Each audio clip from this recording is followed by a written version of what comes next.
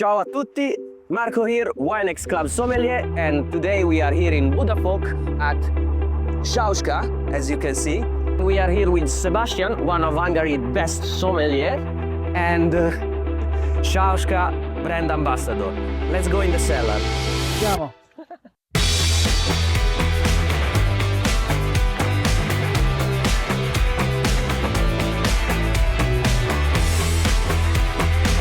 We are here in Budafok, and not only here, but here in this region there's hundreds of kilometers of cellars, because you can see here this is limestone, sweetwater limestone, which is very soft and you can break it easily, and this is great for buildings, for construction. So these cellars were dug hundreds of years ago, 150 years ago, to construction material, not for wine. But then some winemaker came and said, like, this is kind of good for me because it's stable. Temperature is around 13 Celsius, no matter what happens outside. Okay. So during the summer, during the winter, here is 13 Celsius. For humidity ranges between 70 to 80%, which is perfect. There's no sunlight. We don't need air conditioning to keep it cool. So it's eco-friendly. It's a green solution. We didn't kill anybody. This is where they killed the brand ambassador. The previous one. Yeah, we don't talk about Peter anymore. So this is just a little reminder of Tokai. So our sparkling wines are made with these three grapes based on Furmint, complemented with Pinot Noir and with Chardonnay. So we are strong believers of Furmint. 3/4 of the wine is Furmint, of all the sparklings. But we complement them with these grapes. I'm going to tell you soon why. And that is the reason why you cannot see Tokai in the label. Because we use these international grapes, which are not allowed under Tokai appellation. Christian Sauska, he is an engineer. So he's not a winemaker, he's an engineer. He looks everything with an engineering mindset.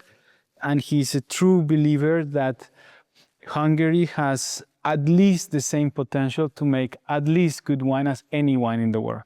So if they can make a good wine in Burgundy, in whatever, we can do it as well. We have the same, so we just need to learn how to do it. Yeah. They've been doing it for hundreds of years. They have the know-how, they know which grape works. We don't. That's the difference. But we can ask for help from them to help us guide us. So that's why we work with a lot of consultants. And one of our consultants was the professors that they're actually a couple, husband and wife. They are the leading experts in soil in the world. They're the Bourguignon family, Claude and Lydia, and they came in 2009 to do soil samplings and to help us understand our soil. Because in order to make top wine, you need to understand who you are, right? Absolutely. What is the best version of you, right? And the best version of you will compete with the best version of you, not my copy of you, right? So I don't want to copy, we don't want to copy Champagne, we don't want to copy Burgundy, we don't want to copy Bordeaux, we want to be us and make the best. The best as we can. So, and while doing this, they founded chalk. In the Paddy vineyard, where our vineyard is, when our new winery is. We didn't know, we thought Tokai was volcanic. That we knew, everybody knew. We didn't know we have pure white chalk. And when they came out of the soil, when we helped them out, they said, like, Christian, I've only seen this soil, this pure white chalk in one place and here. And that one place is Côte de Blanc in Champagne. So they said it's 2009, when nobody was making sparkling wines in Tokai.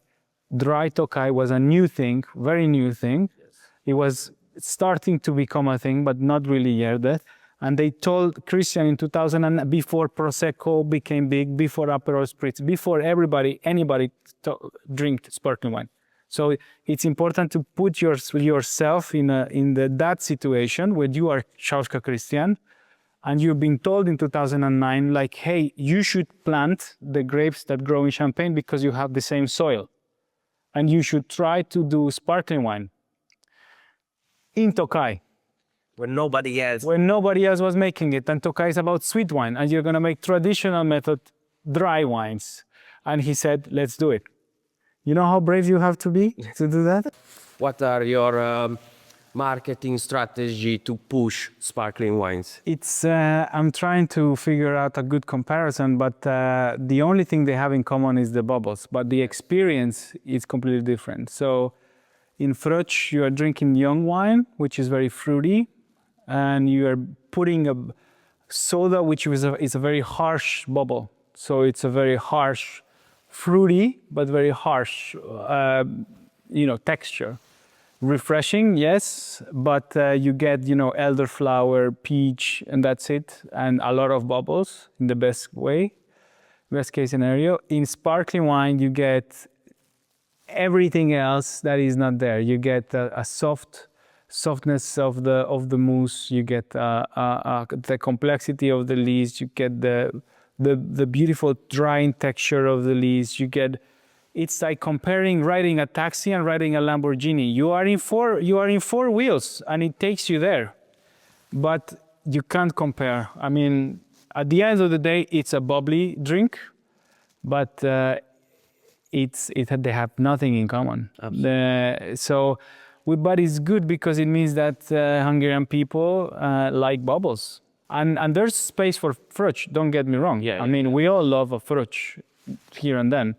But I cannot imagine celebrating something special with a fruit.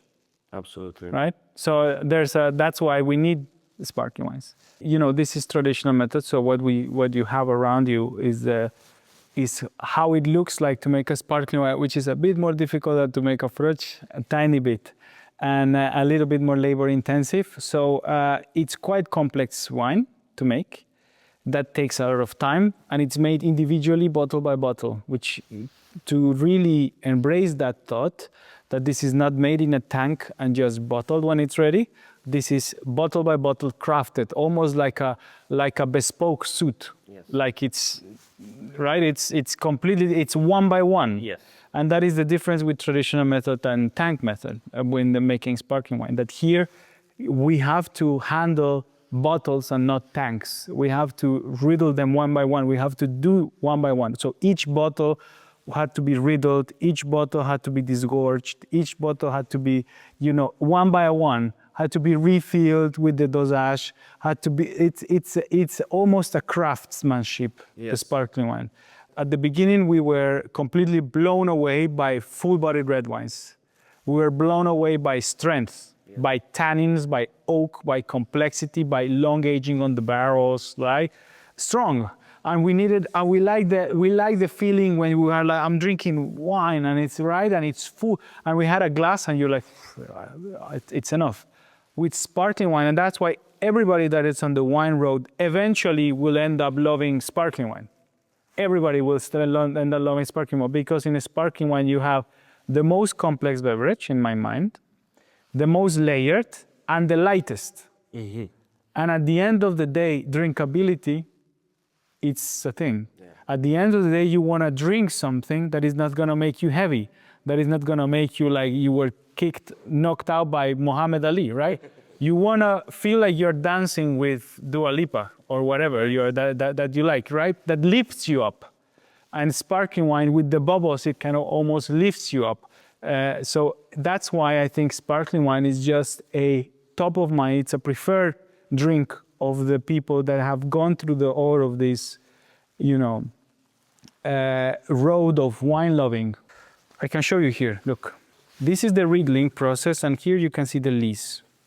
So this is the lees or the dead yeast, which basically is what made the wine bubbly. These yeast cells, they're going to die and they're going to create a sediment. And this sediment in contact with the wine, that's why it's laying down. So the most surface of the wine is touching this sediment. Are going to get the wine, this toasty collage, this bread crust, this biscuity deliciousness. But then after a couple of years, in this case 5 years for a Magnum, we realize, okay, it's enough. So the wine is ready. We don't want to drink that like it is now. So we need to remove it.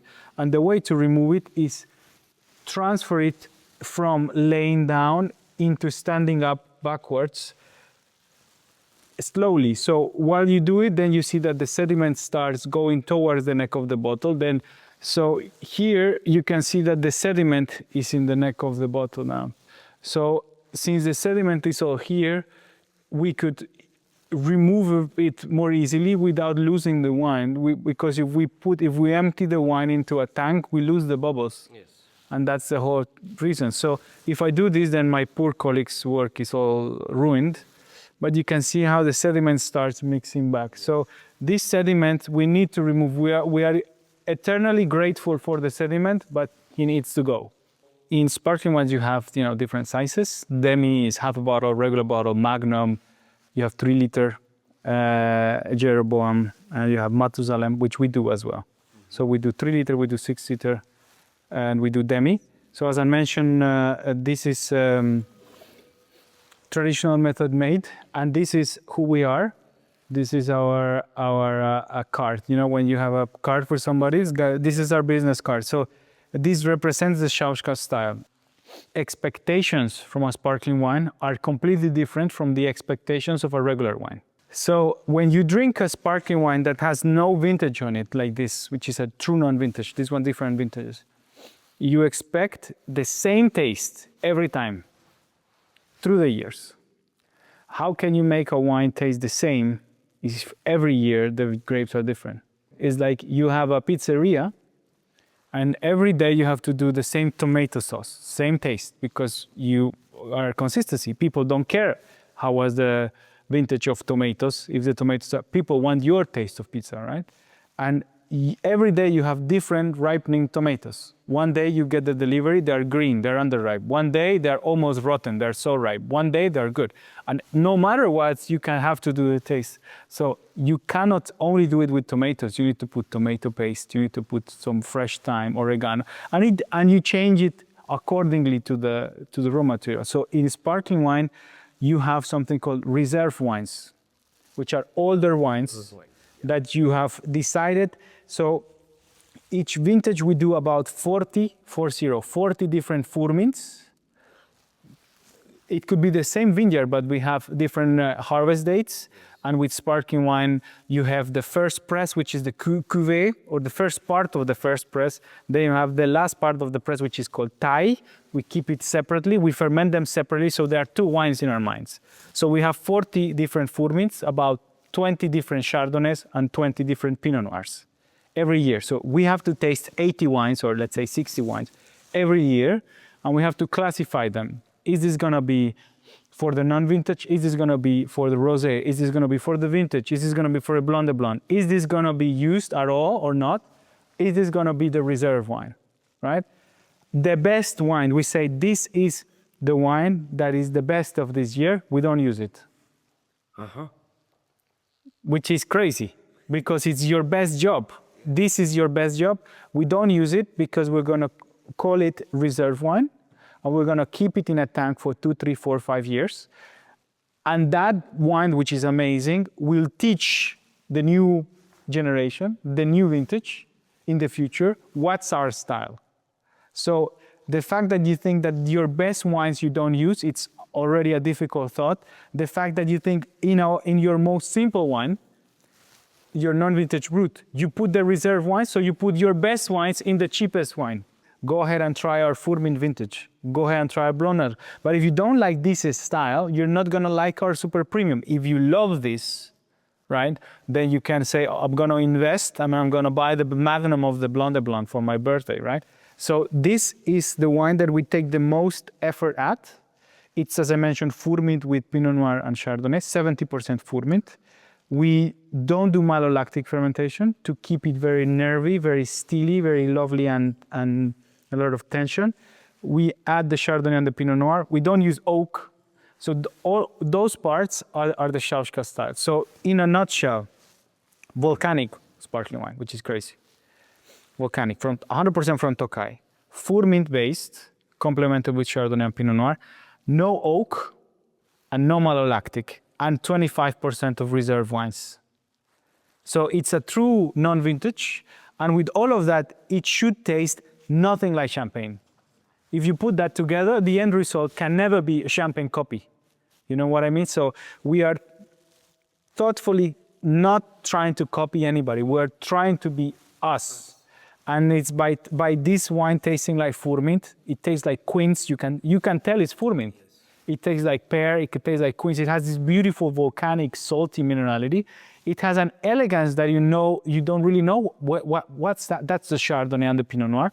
It has a roundness, it has a delicacy. Furmint is not this delicate. Furmint is more rustic. This one is somehow more delicate. It's very long and very sharp. It wakes you up. It's layered, but it's not heavy. To make that is very difficult, but we try our best. You get the quince, right? Beer Schamafleis. You get the pear, beautiful saltiness, some roundness, some texture, but it's light. And the most important thing on sparkling wine, the aftertaste is refreshing. So what you are left with is not richness, is not toastiness, is not oak. That's why we don't use oak. It's refreshment.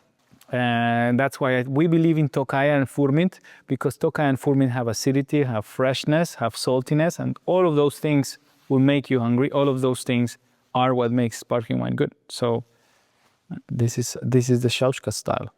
I think about a winery and then it's that region, that place. But with Sauska is like, oh no, it's three places, two wineries. Yes. Same family, same owners, same everything. No investors, right? This is a family winery, although it's a big one, but it's a family-run winery, which is very interesting. So to answer that question, you have to think how Christian Sauska thinks and know a little bit his story. So he was born in 1948, in Schomberek, which is a small town close to Mohacs in the Vilain wine region.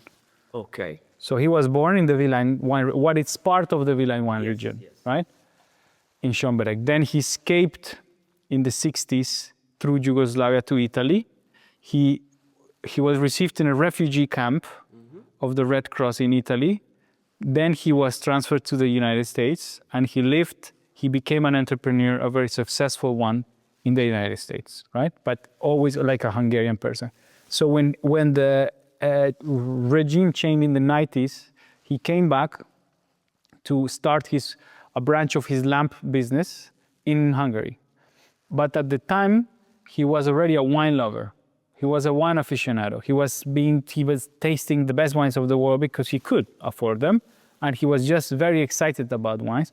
And when he came, he's a true believer of the Hungarian potential. So I still to this day, he believes that if they can do it, we can do it, which it's an amazing thought to have.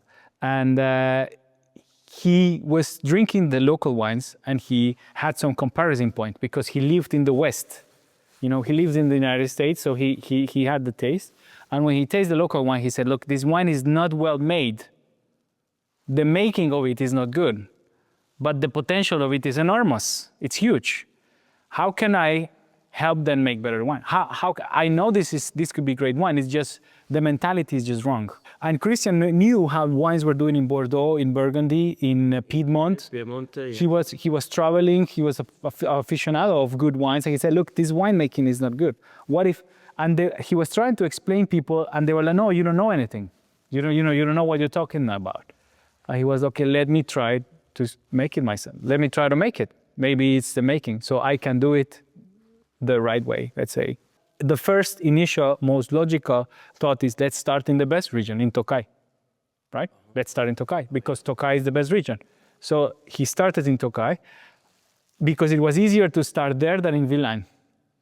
So he started in Tokaj 2003, and then he started doing some wines with another winemaker. He leased 1 hectare of Copar, and he told that winemaker, like, do this wine, but not like you do it like I tell you to do it. Okay. And not like he asked Paul Hobbs, the very famous winemaker from California. Paul Hobbs came here and he said how to make the wine. He was like, do this, or I could put it in these barrels. And those were the first beginnings. That was the seed of Sauska. This was, still these wines are available, called Antique Cuvée, 2003, 2002, 1999. These were the first experiences with it done at other winery, not at Sauska. And then Christian realized, okay, we cannot do it with another winery, Then at the end there were conflicts and things, and we have to build our winery, and that's how Sauska Winery Vilain started in 2007. But since 1999, Christian is actively making wine in an experimental way, if you want, in Vilain. Since the same time he's doing, so he started at the same time in both, but it got ripened later. Vilain got ripened later, while Tokaj got ripened before. And then this is a continuation. This was just that soil and we were in Garamvari, so we were in Budafok. We had to bring the wine to Budafok, so we were like, where can we do the sparkling wines? And it was just for us natural to look in the neighborhood, and we found these cellars, and we said, let's stay here. And because we don't have this in Tokai, like you don't have this size in Tokai, you know. And I mean, and this cellar, Tokai, it's volcanic tough, you know. It's different cellar. This is more similar to a Crayer in Champagne. So one thing led to the other, really. It was all kind of like that. I have already your profile of what do you like, Sebastian, in a wine, in a sparkling wine. But when a customer, a client comes to us and they want something that we do not like, how is your approach on recommending something that you don't like? I think it's quite easy. You just have to remind yourself, if you're a sommelier, that your taste, it's irrelevant, really. It's not important. What it's important is that what the customer likes. And then it's a nice challenge, actually, if you look at it that way. It's not that I have to recommend a wine that I don't like, it's that it's a good challenge. Can I recognize what the client wants? Can I give him or her what they want? Regardless of whether I like it or not. So you have to forget about it, and you know, some sommelier thinks they have paparazzis behind them and they are stars, and like they levitate, they don't walk. Sommeliers, we are simple service people, and service people, we need to understand what the client wants. If they want something that you don't like, then you present it in the best way you can. If they ask you what's your opinion, you can be polite about it and say, it's not my cup of tea, but I appreciate it as a product. I recognize its quality. And if somebody is into that kind of taste, this is the best option.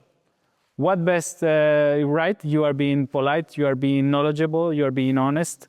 I think those are all abilities of a good sommelier. Do you think that at some point with this increasing in technology and especially AI, do you think that AI at some point will be able to suggest wine to people, to customers? And do you think it's gonna be a problem for us as sommelier?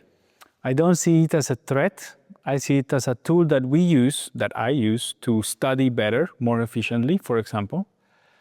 The people are gonna ask AI which wine, and it's fine. And I don't see, until the moment that AI doesn't develop a little hand that comes out your computer, opens the bottle, pours it in front of you, waits for your approval, chill it to the right temperature, brings the right glassware, I'm fine. If somebody comes to the restaurant and say, look, AI suggested me to drink this wine for your list, I'm more than happy to say, no worries. Let me make it a great experience for you. Let me select the best glassware, make sure it's clean, put it in a nice way in front of you, best temperature, open it, make you feel special while drinking it. Let me tell you something that AI doesn't know about this wine. Marco, don't forget, people will forget what they did, they won't forget how you make them feel.